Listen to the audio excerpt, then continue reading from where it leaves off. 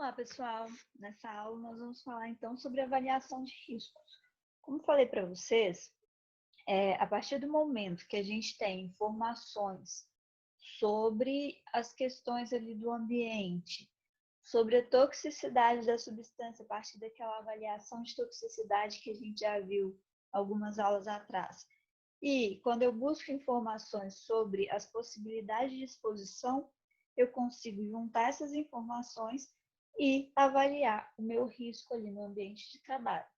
A partir disso, eu posso tomar medidas de monitoramento e outras medidas para reduzir esses riscos. Então, a gente vai dar uma olhadinha nisso hoje, nessa aulinha. Bom, então a avaliação de risco vai ser um processo qualitativo e quantitativo, porque eu vou observar as condições de forma qualitativa, mas eu também posso fazer medições de forma quantitativa e ver quais podem ser os efeitos adversos do contato com as substâncias químicas, né, quando eu tenho uma exposição. Qual que é o objetivo disso? Garantir que eu mantenha ali essas substâncias em níveis aceitáveis, garantir o impedimento ou eliminação da exposição humana, ali também riscos inaceitáveis, e garantir a orientação aos profissionais, né, às ações de saúde relacionadas a essas populações que estejam expostas a esse tipo de produtos. Então, a partir desse conhecimento, a gente consegue tomar as medidas necessárias. Então, a gente volta aqui lá naquele conceito de risco e perigo, a gente já sabe que o risco é uma coisa que depende da exposição e o perigo, ele existe, independente de exposição ou não. Então, se eu altero a exposição, eu altero o meu risco. Se eu altero o meu perigo, eu também altero o meu risco. Então, se eu elimino uma situação de perigo, eu estou eliminando o risco ali daquela situação. Então, é com base nesses fatores, onde eu concordo que risco é igual a exposição vezes perigo, que a gente vai trabalhar nas medidas para gerenciar esses riscos associados às substâncias químicas. Bom, então a avaliação de risco, aqui, falando de substâncias químicas, né, nós estamos buscando a avaliação de riscos com relação à saúde humana. Esse é o nosso principal foco. E aí ele passa por 4 etapas. Primeiro, a coleta de dados. Então, eu vou buscar dados com relação àquela situação, àquele produto químico, buscar dados sobre o meio físico, quais os dados de contaminação. Tudo isso eu preciso buscar esses dados na literatura, em pesquisas, e para obter o máximo de informações possível. Depois a gente vai fazer uma avaliação da toxicidade, que a gente já viu nas aulas anteriores. Então, qual que é o perfil toxicológico dessa substância? Uma avaliação da exposição, entender quais são os possíveis cenários de exposição e quantificar o ingresso. O que é isso? Quanto dessa substância tem a capacidade de entrar de fato no meu organismo? A partir de todos esses dados, daí a gente consegue caracterizar o risco. Então, a gente tem essas 4 etapas: coleta de dados, análise de toxicidade, avaliação de exposição e, por fim, a caracterização do risco. Bom, então, na primeira etapa, como a gente viu, coleta, avaliação e validação de dados, eu vou buscar esses dados na literatura, em pesquisas desenvolvidas sérias, para que eu possa usar como parâmetro. É importante a gente avaliar e validar esses dados. Eu não posso buscar um dado qualquer. Eles precisam ser dados confiáveis. Por isso, a importância da validação desses dados. Na segunda etapa, a análise de toxicidade, a gente vai buscar observar os efeitos tóxicos da substância, né? Dependendo da dose ali que é aplicada. Então, a gente já viu os métodos de avaliação de toxicidade. Então, a gente tem aquela relação de dose e resposta, onde para cada dose eu vou ter uma resposta diferenciada. Então, a gente tem essas avaliações E tem a avaliação do Lowell, Noel e Noel, que algumas pessoas falam que ficou um pouquinho confuso. O que é isso?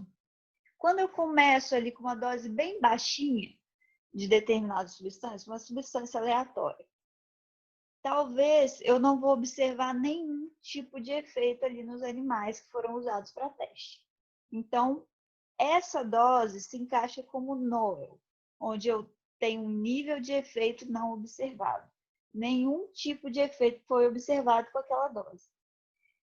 Se eu for aumentando essa dose, talvez eu comece a observar algum tipo de efeito, mas esse efeito não é considerado adverso. Então, a gente viu, por exemplo, eu tenho alguma alteração ali no fígado, mas ainda não é considerado uma doença. Então, aqui eu teria o NOAEL, onde eu tenho um nível de efeito adverso não observado. Eu tenho um efeito observado, mas ele não é adverso. Ele não é uma doença, vamos dizer assim.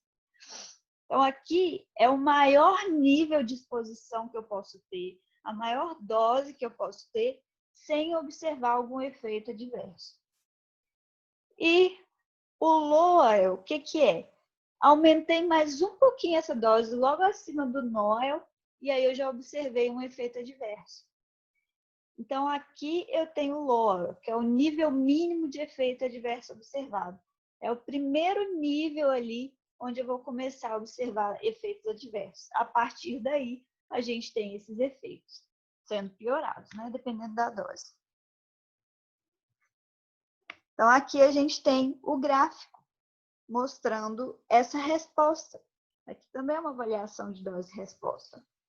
Então, aqui, até uma dose, até aqui, eu não tive efeitos observados.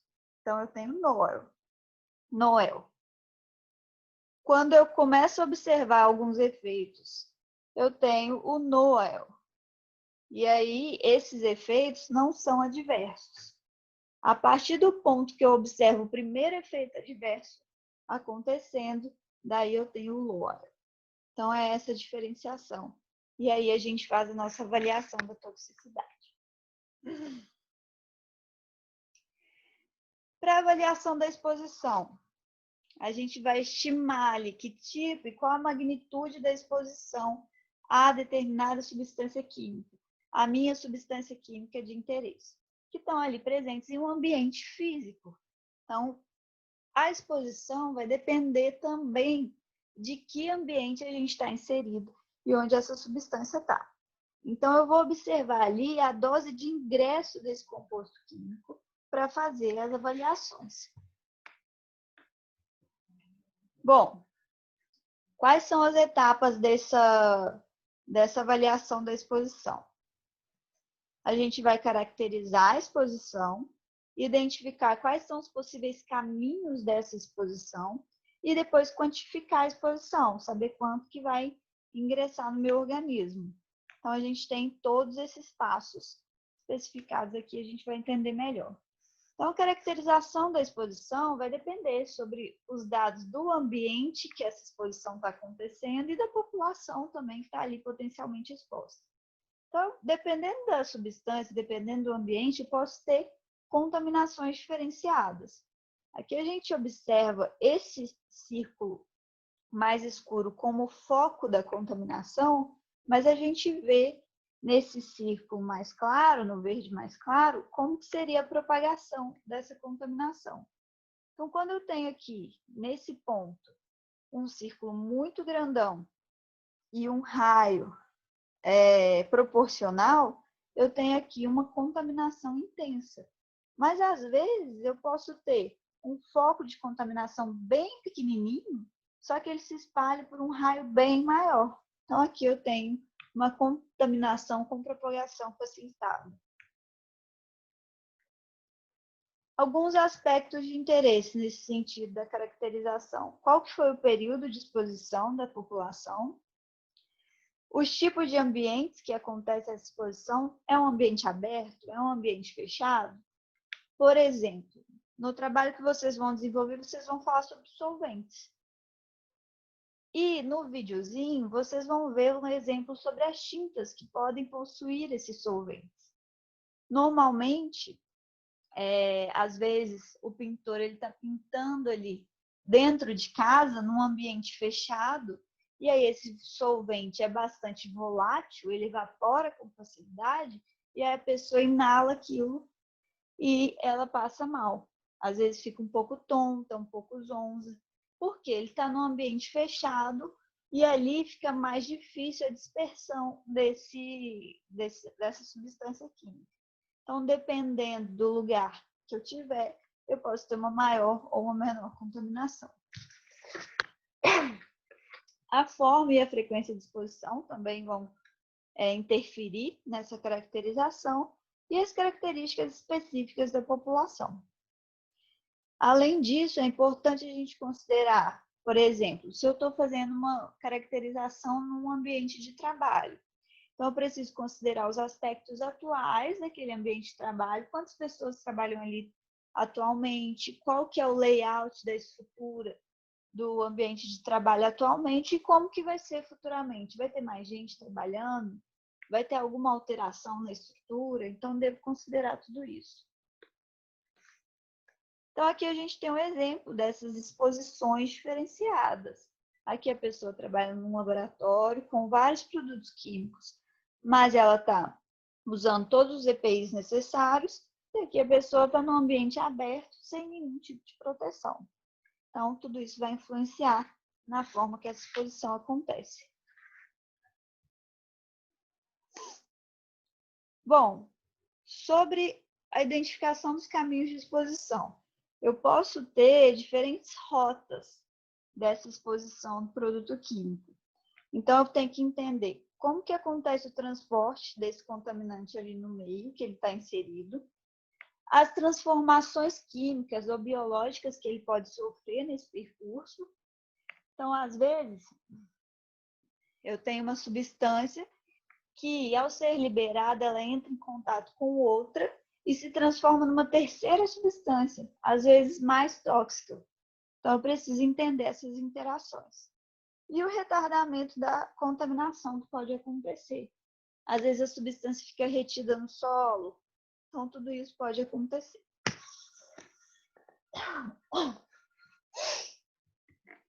Então, aqui a gente vê diferentes caminhos dessa possibilidade de contaminação.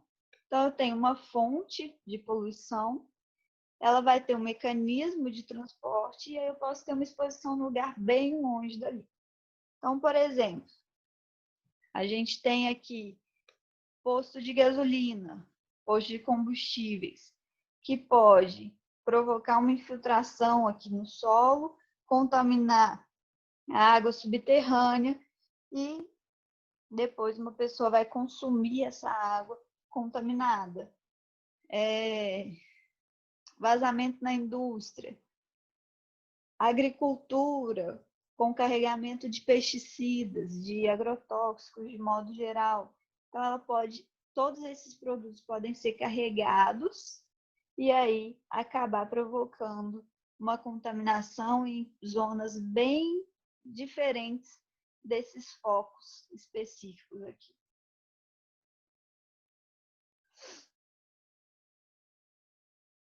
Bom, e por último, nessa quantificação da exposição, a gente tem que calcular quanto vai entrar no meu organismo. Para isso, a gente tem umas fórmulas genéricas, umas fórmulas básicas. Então, aqui eu tenho o I, nessa fórmula que seria o ingresso, quanto está entrando no meu organismo. O C, que é a concentração do contaminante. IR, que é a taxa de contato com o meio enfocado. Até passa para a próxima fórmula aqui, que ela está específica para a água. Então, por exemplo, esse R seria a taxa de ingestão de água. Quantos litros aquela pessoa ingere por dia de água que está contaminada? Então, aí a gente coloca aqui. F, a frequência de exposição, quantos dias por ano. D, a duração dessa exposição.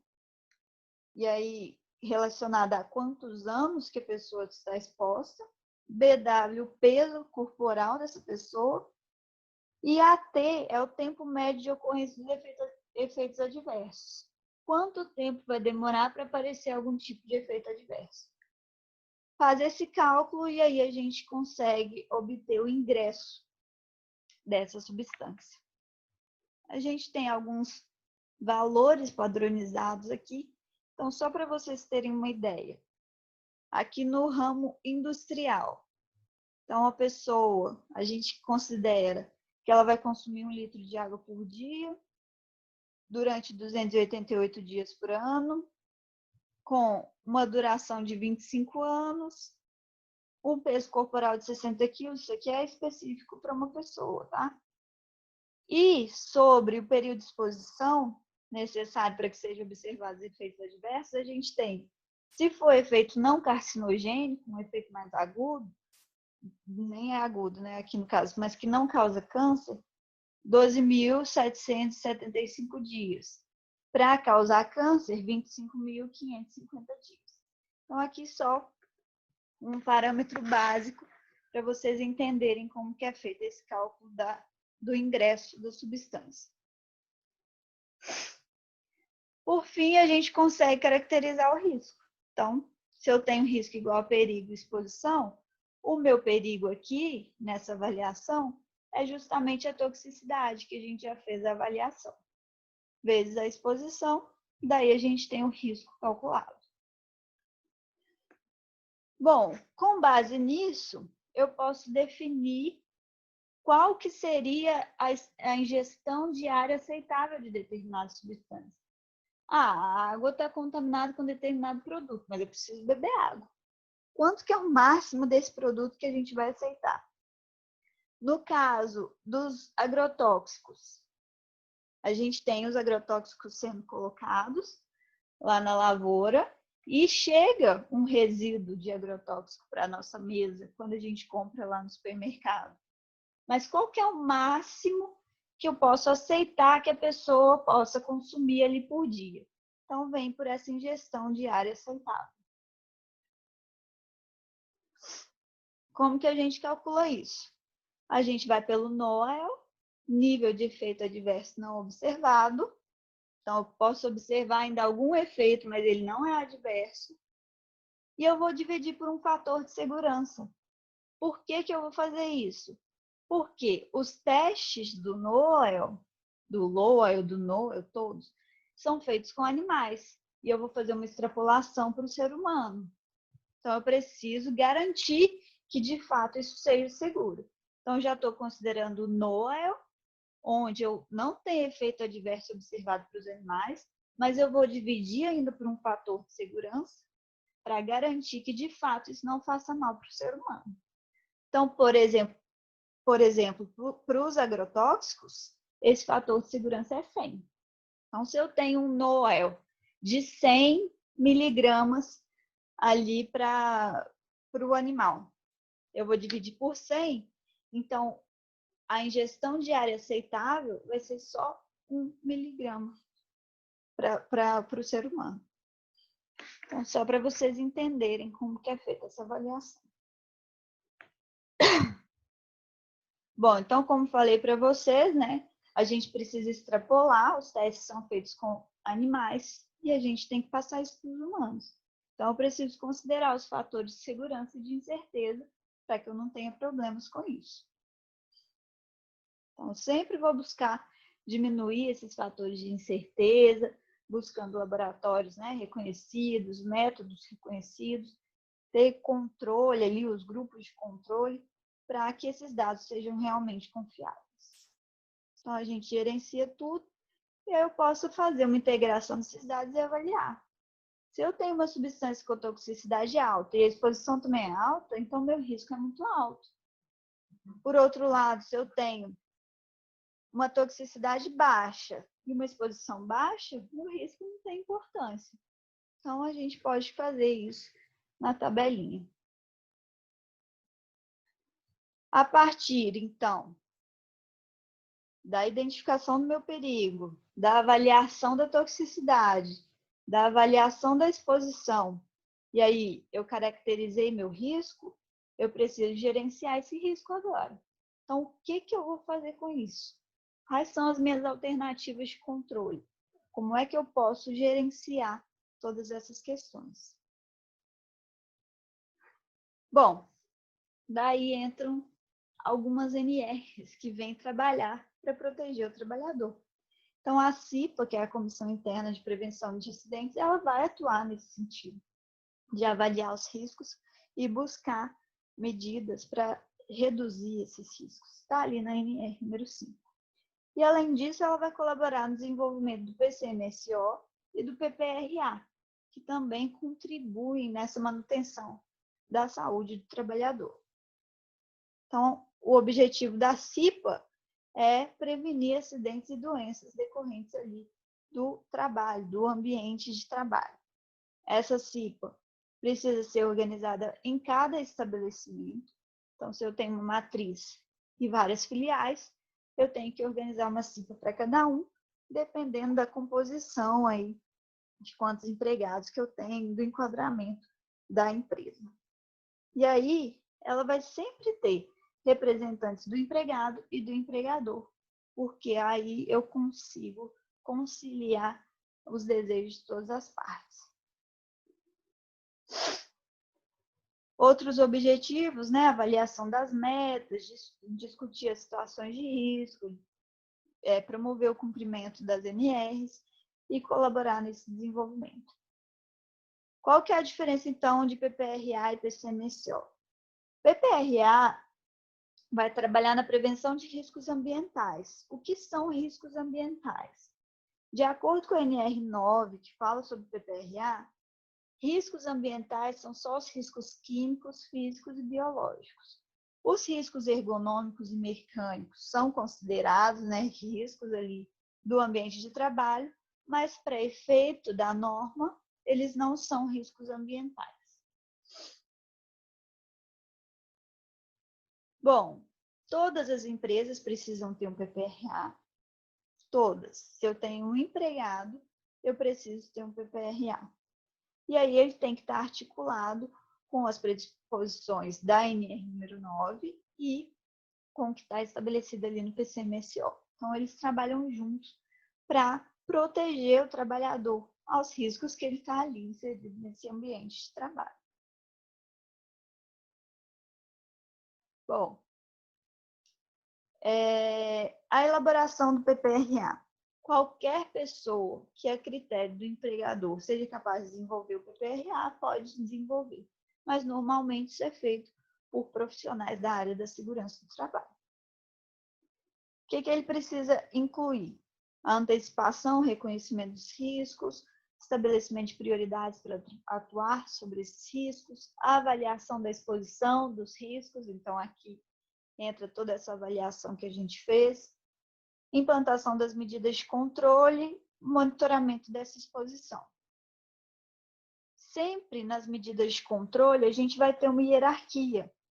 Então, eu sempre vou buscar primeiro eliminar ou reduzir a utilização dos agentes causadores de doenças para o trabalhador, usar medidas que vão prevenir a liberação e disseminação desses agentes no ambiente, reduzir a concentração desses agentes, tomar medidas de caráter administrativo ou de organização do trabalho. Então, por exemplo, às vezes eu faço um rodízio ali no trabalho para a pessoa não ficar exposta por tantas horas nesse ambiente. Então, posso tomar alguns tipos de medidas administrativas. E só por último, a gente vai ter a utilização do EPI. Então, o EPI, dentre a ordem ali de importância das medidas a serem tomadas para proteger o trabalhador, o EPI vem por último, porque ele não evita acidente. Ele protege para que o acidente seja menos grave, mas ele não evita. Então, na hierarquia, o uso de EPI é o menos importante. Sobre o PCMSO, é por meio desse programa de controle médico e saúde ocupacional que a gente vai ter aqueles exames necessários para serem feitos quando a gente começa a trabalhar, quando sai do trabalho, os exames de rotina. Por que isso é feito? Porque aí eu consigo monitorar as alterações na saúde do trabalhador para ver se as doenças que ele veio a ter estão relacionadas com o ambiente de trabalho. E se eu percebo que vários trabalhadores estão tendo o mesmo tipo de doença, talvez seja algum problema ali naquele ambiente. Então, eu preciso buscar uma solução para isso. Então, eu consigo fazer um monitoramento aqui. Então, é obrigatório também para todos os empregadores e ele vai fazer o diagnóstico precoce desses agravos. O que são os exames, né, feitos pelo PCMSO? Basicamente, a gente tem exames admissionais, periódicos, de retorno ao trabalho, mudança de função e demissional, onde eu vou fazer anamnese, que é buscar o histórico do trabalhador, um exame físico e mental. Mas eu posso ter exames complementares dependendo da função desse trabalhador. Tudo está lá na NR número 7. Então, o admissional tem que ser feito antes do trabalhador começar a trabalhar. Periódico vai ser realizado anualmente ou em intervalo menor quando eu tenho trabalhadores expostos a riscos. A mesma coisa para trabalhadores menores de 18, maiores de 45 e para o restante a cada 2 anos. O exame de retorno ao trabalho vai acontecer quando o trabalhador ficar afastado por mais de 30 dias por motivo de doença. Então, não é férias que emendei com feriados, não. É só se for por motivo de doença. De mudança de função, quando o trabalhador for exposto a um novo tipo de risco, então eu preciso fazer essa avaliação. E o demissional até a data da homologação dessa demissão. Depois que tudo isso é feito, aí a gente vai para o relatório. Então, eu faço um relatório aqui, coloco o setor, que tipo de exame foi feito, número de exames, quantos resultados anormais, enfim. Junto todos esses resultados dos trabalhadores, consigo avaliar as condições ali daquele ambiente. Outra forma de fazer um monitoramento é por meio dos limites de tolerância. Então, a gente tem ali definidos alguns limites de tolerância para substâncias, para ruído, enfim, o nosso foco aqui são substâncias químicas, né? Então, a gente tem a concentração máxima, onde a gente prevê que não sejam causados danos à saúde do trabalhador. Então, eu posso ter uma determinada concentração de determinada substância ali no meu ambiente de trabalho, onde até esse certo ponto eu não vou ter problemas ali para o trabalhador. Acima disso, a gente tem a caracterização de insalubridade. Então, aqui um exemplo, né? Para poeira metálica e fumos metálicos, a gente tem aqui para o manganês, na NR15, que fala sobre insalubridade, que esse limite de tolerância é de 0,5 mg por metro cúbico. De chumbo, 0,1 mg por metro cúbico. Vários metais não estão listados nessa norma, mas daí a gente busca as informações em normas internacionais, como a ACGIH. Bom, aqui fala um pouquinho sobre o método de coleta, né, para fazer esse monitoramento. Então, a gente vai ter um filtro, uma bomba que vai puxar o ar, fazer a avaliação desses metais por meio de uma análise por espectrofotometria. Então, daí a gente consegue avaliar qual a concentração desses metais presentes ali no ambiente. Quando eu estou falando de gases e vapores, que a gente tem uma contaminação considerável nesse sentido, a gente tem uma longa tabela lá na NR número 15, e aí para diferentes substâncias, onde ela traz concentração máxima e o grau de insalubridade, caso esses limites de tolerância sejam ultrapassados para cada substância. Então, a gente tem aqui os valores, todos determinados na NR número 15. O procedimento de avaliação também vai na aspiração de um volume de ar, e aí tem um reagente que muda a cor ali da substância onde ela está presente, e aí eu consigo fazer uma leitura dessa concentração.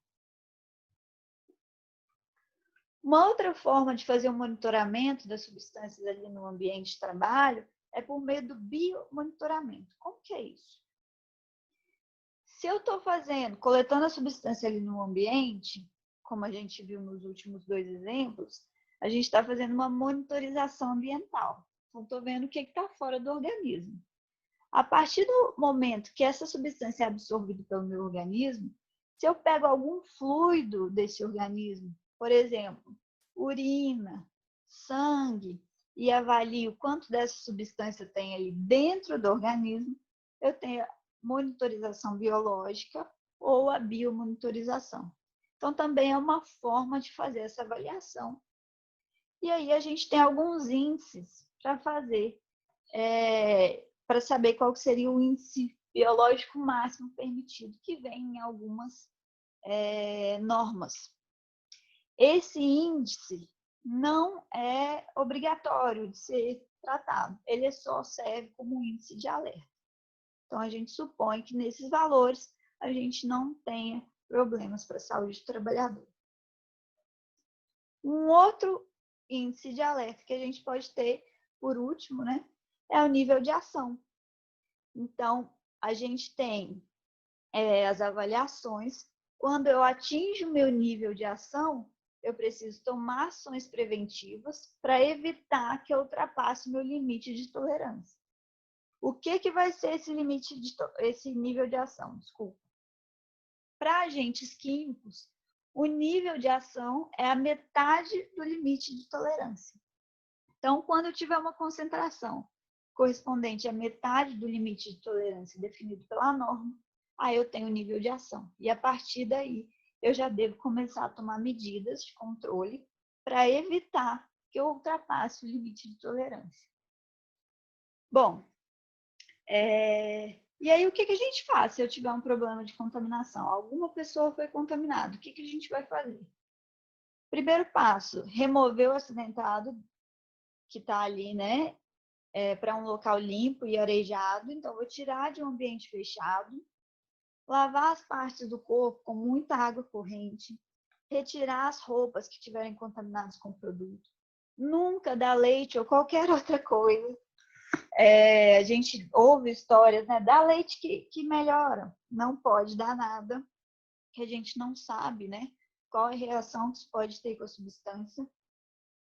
Não provocar vômito, a gente já falou disso na sala de aula. Se a pessoa ingerir um ácido, por exemplo, vai descer queimando, eu vou provocar o vômito, vai voltar queimando, vai piorar a situação. Os antídotos só podem ser dados por pessoas qualificadas, por um médico. Então, levar imediatamente para um hospital para ter um atendimento, para que a gente não tenha problemas mais sérios. E, se possível, sempre levar a embalagem, a bula, tudo, para ter o máximo de informações possíveis para que esse atendimento aconteça da melhor forma possível. É isso, pessoal. Muito obrigada.